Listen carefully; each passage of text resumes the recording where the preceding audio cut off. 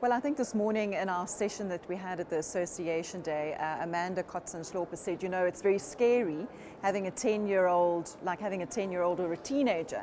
But I think it's really, really exciting. It means that we've set the foundation. We're walking, we're up and running, we're talking.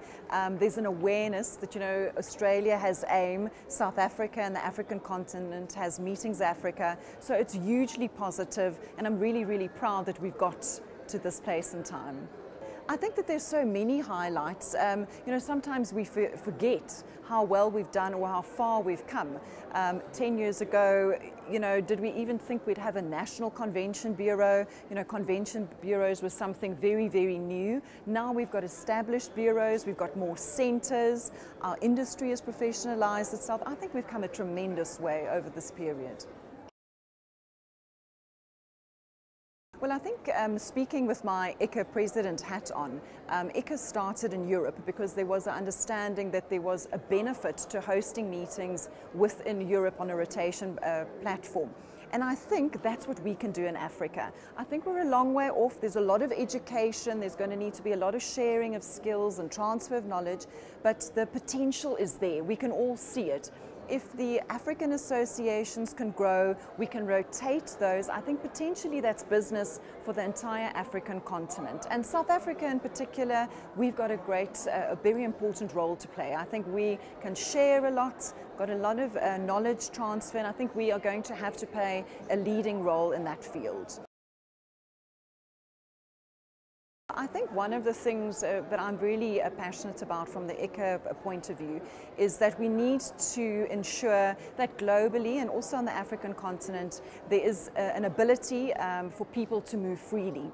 You know, with this advent of terrorism and people afraid to move around in large spaces and in large groups, most recently the Ebola outbreak, I think we need to realize that those are challenges that sometimes are beyond our control, but we need to be able to meet and we need to be able to have our associations meet to discuss important things that add value and better the lives for all.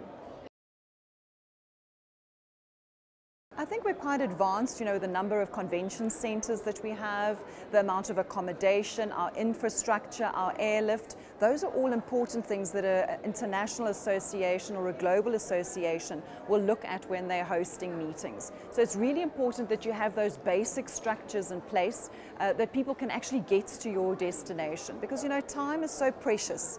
And we sort of poor time, you know, you can't take forever to get somewhere. That's essential. So that airlift infrastructure is hugely important, and I think currently it's a competitive advantage that we have. Well, it's always lovely to network and see friends from the industry, share our challenges, share the positives that have come out of it. Lovely hosted buyers from within Africa that South African tourism, under the guidance of the National Convention Bureau, has been able to source. I think that's a hugely positive area that we must look at. So I'm really, really delighted about that. So lots of networking, lots of talking, sharing with friends and learning, because I have to tell you, I learn every time I come to Meetings Africa and attend trade shows of this nature. It's a 2-year appointment. I was elected at the Annual General Assembly in Antalya, Turkey, and I'm the first African to have been selected as the ICCA President. So I'm hugely proud to represent my country and also the continent at large.